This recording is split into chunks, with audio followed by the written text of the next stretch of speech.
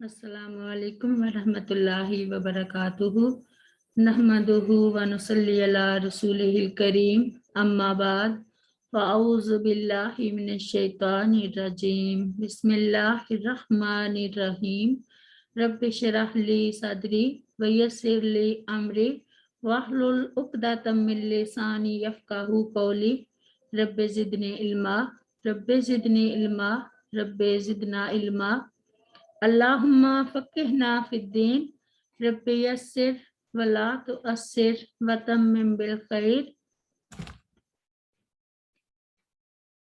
آج ہم سورۃ المائدہ کی آیت نمبر 20 سے پڑھیں گے انشاءاللہ۔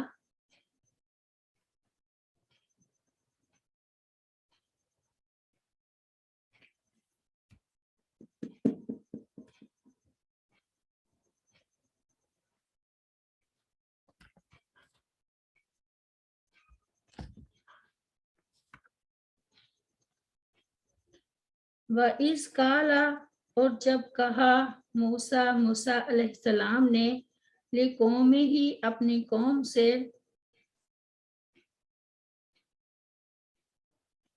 یا قوم اذکروا اے میری قوم تم یاد کرو نعمت اللہ تعالیٰ کی نعمت علیکم جو ہوئی تم پر اس جب جعل اس نے بنائے فیکم تمہارے اندر انبیاء علیہ السلام وجعلکم اور اس نے بنایا تمہیں ملوکن بادشاہ واتاکم اور اس نے دیا تمہیں ما وہ جو لم یؤتی نہیں اس نے دیا احدن کسی کو من العالمین تمام جہانوں میں سے۔ آیت نمبر 21۔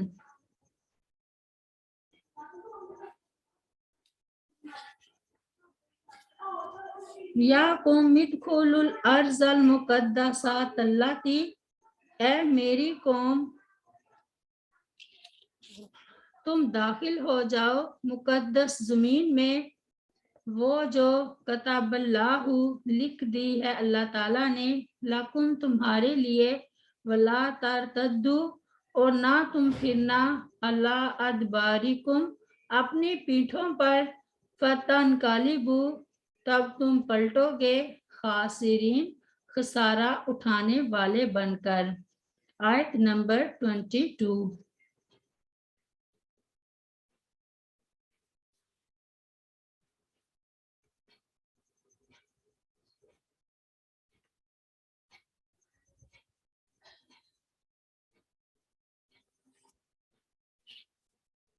قالو انہوں نے کہا یا موسیٰ اے موسیٰ انا بے شک فیہا اس میں قومن ایک قوم ہے جبارینا بڑی زور آور وَإِنَّا اور بے شک ہم لَنَدْخُلَہا ہرگز نہیں داخل ہوں گے اس میں حتیٰ یہاں تک کہ یخرجو وہ نکل جائیں منہا اس میں سے فَإِن پھر اگر یخرجو وہ نکل جائیں منہا اس میں سے فَإِنَّا تو ہم ضرور داخلون داخل ہو جائیں گے۔ آیت نمبر 23۔ کالا کہا راجولانی دو آدمیوں نے من الذین ان میں سے جو یخافون ڈرتے تھے اللہ تعالیٰ سے انعم اللہ انعام کیا تھا اللہ تعالیٰ نے علیہما ان دونوں پر علیہ مدخلو ان دونوں پر انہوں نے کہا تم داخل ہو جاؤ علیہم البابا ان پر دروازے میں سے فائزہ پھر جب دخلتموہ تم داخل ہوگے اس میں فإنکم تو بلا شبہ تم ہی غالبون غالب ہوگے وعلی اللہ اور اللہ تعالیٰ ہی پر فتوکلوا پس تم بھروسہ کرو ان کنتم مؤمنین اگر تم ہو مومن۔ آیت نمبر 24۔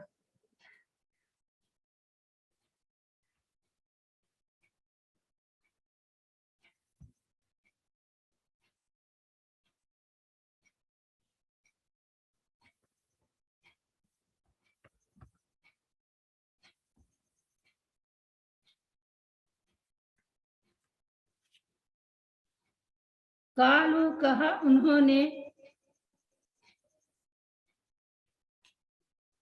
یا موسیٰ اے موسیٰ، انا بے شک ہم، لن ندخلہا ہرگز نہ داخل ہوں گے اس میں، آباداً کبھی بھی، ما دامو جب تک وہ موجود ہیں، فیہا اس میں، فاذہب لہذا جا، انتا تو، و ربو کا اور تیرا رب، فقاتلا پس دونوں لڑو، انا تحقیق ہم، ہاہنا یہی، قائدون بیٹھے ہیں۔ آیت نمبر 25۔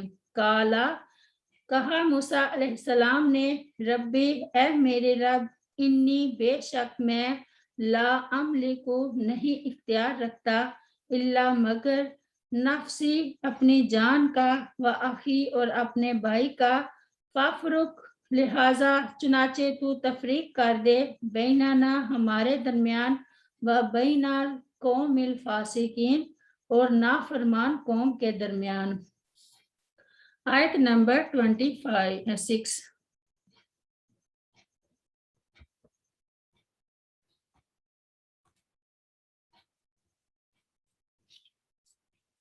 کالا کہا فرمایا اللہ تعالیٰ نے، فَإِنَّهَا پس بے شک وہ زمین، محرمات محرام کر دی گئی ہے، علیہم ان پر، 40 سناتا 40 برس تک، یتیہونا وہ سرگرداں پھریں گے، فی الارض زمین میں، فلا تأسا لہذا نہ تو غم کھا، علی القوم الفاسقین نافرمان قوم پر۔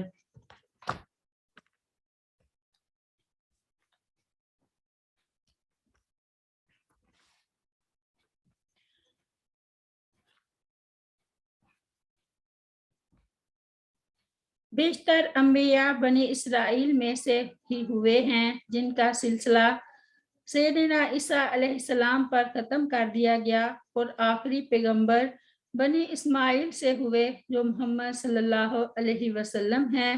اسی طرح متعدد بادشاہ بھی بنی اسرائیل میں ہوئے، اور بعض نبیوں کو بھی اللہ تعالیٰ نے ملوکیت بادشاہت سے نوازا، جیسے حضرت سلیمان علیہ السلام۔ اس کا مطلب یہ ہوا کہ نبوت کی طرح ملوکیت بادشاہت بھی اللہ تعالیٰ کا انعام ہے، جسے علی الاطلاق برا سمجھنا بہت بڑی غلطی ہے۔ اگر بادشاہت بری چیز ہوتی تو اللہ تعالیٰ کسی نبی کو بادشاہ بناتا، نہ اس کا ذکر انعام کے طور پر فرماتا۔ جیسے کہ یہاں ہے، آج کل مغربی جمہوریت کا کابوس اس طرح ذہنوں پر مسلط ہے، اور شاطران مغرب نے اس کا افسون اس طرح پھونکا ہے کہ مغربی افکار کے اسیر اہل سیاست ہی نہیں، بلکہ اصحاب جبہ و دستار بھی ہیں۔ بہرحال بادشاہت یا شخصی حکومت، اگر بادشاہ اور حکمران عادل اور متقی ہو تو جمہوریت سے 1000 درجے بہتر ہے۔ یہ اشارہ ہے ان انعامات اور معجزات کی طرف جن سے بنی اسرائیل نوازے گئے، جیسے من و سلویٰ کا نزول، بادلوں کا سایہ، فرعون سے نجات کے لیے دریا سے راستہ بنا دینا وغیرہ۔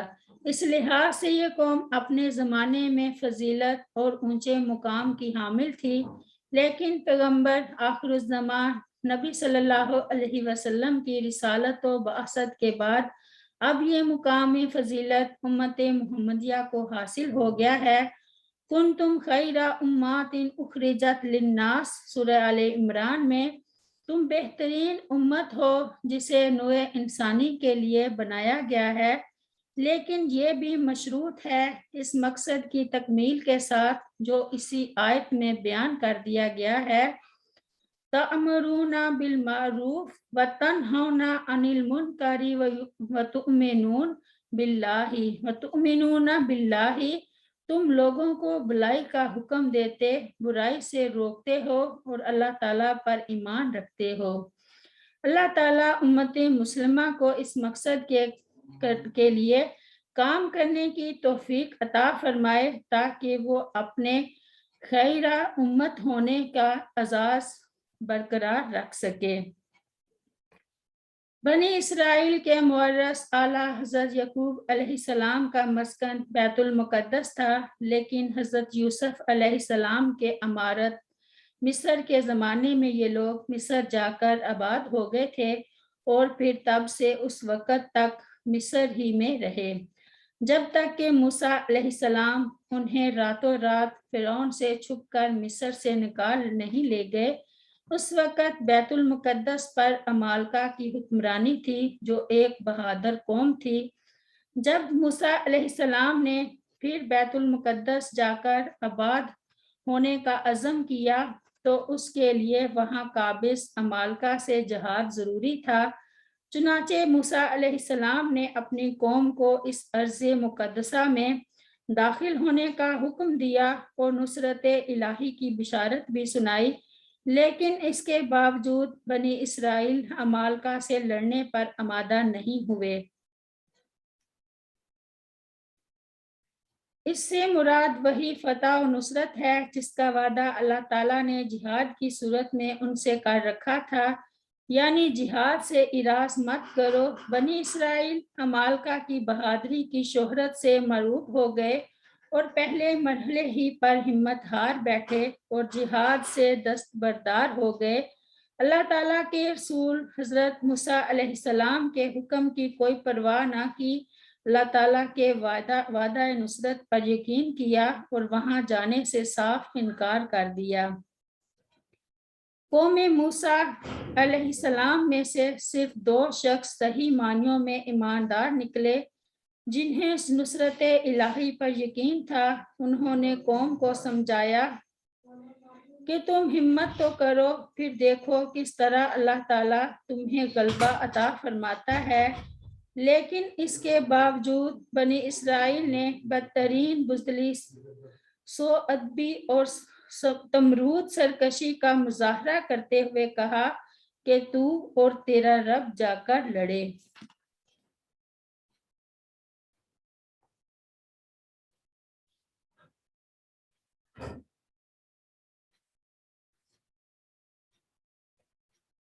اس میں نافرمان قوم کے مقابلے میں اپنی بے بسی کا اظہار بھی ہے اور برات کا اعلان بھی۔ یہ میدان طیہ کہلاتا ہے، جس میں 40 سال یہ قوم اپنی نافرمانی اور جہاد سے اراض کی وجہ سے سرگرداں رہی۔ اس میدان میں اس کے باوجود ان پر من و سلوہ کا نزول ہوا، جس سے اکتا کر انہوں نے اپنے پیغمبر سے کہا کہ روز روز ایک ہی کھانا کھا کر ہمارا جی بھر گیا ہے، اپنے رب سے دعا کرو کہ وہ مختلف قسم کی سبزیاں اور دالیں ہمارے لیے پیدا فرمائے۔ یہی ان پر بادلوں کا سایہ ہوا۔ پتھر پر حضرت موسیٰ علیہ السلام کی لاٹھی مارنے سے 12 قبیلوں کے لیے 12 چشمے جاری ہوئے اور اس طرح کے دیگر انعامات ہوتے رہے۔ 40 سال بعد پھر ایسے حالات پیدا کیے گئے کہ یہ بیت المقدس کے اندر داخل ہوئے۔ پیغمبر دعوت و تبلیغ کے باوجود جب دیکھتا ہے کہ میری قوم سیدھا راستہ اختیار کرنے کے لیے تیار نہیں، جس میں اس کے لیے دین و دنیا کی سعادتیں اور بھلائیاں ہیں، تو فطری طور پر اس کو سخت افسوس اور دلی قلق پیدا ہوتا ہے۔ یہی نبی صلی اللہ علیہ وسلم کا بھی حال تھا، جس کا ذکر قرآن مجید میں اللہ تعالیٰ نے متعدد جگہ فرمایا ہے، لیکن آیت میں حضرت موسیٰ علیہ السلام سے خطاب کر کے کہا جا رہا ہے کہ جب تو نے فریضہ تبلیغ ادا کر دیا اور پیغام الہی لوگوں تک پہنچا دیا اور اپنی قوم کو ایک عظیم الشان کامیابی کے نقطہ آغاز پر لا کھڑا کیا، لیکن اب وہ اپنی بدہمتی اور بددماغی کے سبب تیری بات ماننے کو تیار نہیں، تو اپنے فرض سے سبکدوش ہو۔ اس تسلی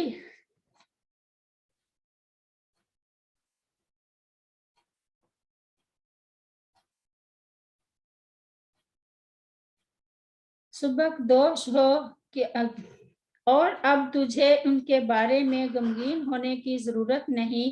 ایسے موقع پر غمگینی تو ایک فطری چیز ہے، لیکن مراد اس تسلی سے یہ ہے کہ تبلیغ و دعوت کے بعد اب تم عند اللہ بری الذمہ ہو۔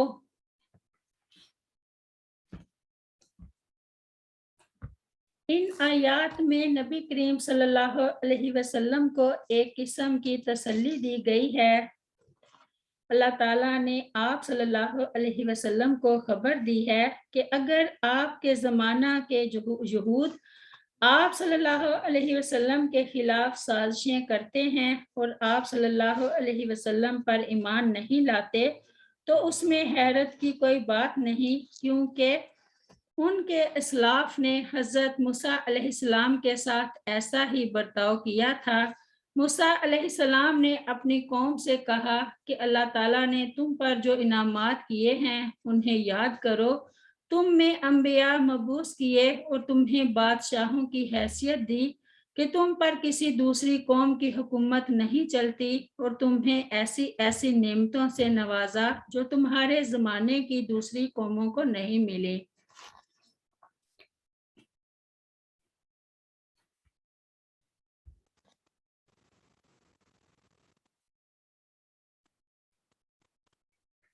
پھر کہا، اے میری قوم، تم لوگ مقدس سرزمین میں داخل ہو جاؤ جس میں اللہ تعالیٰ نے تمہارے لیے سکون و قرار رکھا ہے۔ تم لوگ شہر کا دروازہ کھول کر اچانک دشمن پر حملہ کر دو اور انہیں مغلوب بنا لو اور شکست خوردہ ہو کر پیچھے مڑ کر نہ بھاگو۔ لیکن انہوں نے یہ بات نہ مانی اور موسیٰ علیہ السلام کو جواب دیا کہ اے موسیٰ، اس شہر میں تو بڑے جابر قسم کے لوگ رہتے ہیں، ہم تو اس وقت تک وہاں نہیں جائیں گے جب تک وہ لوگ اس شہر سے نکل نہیں جاتے۔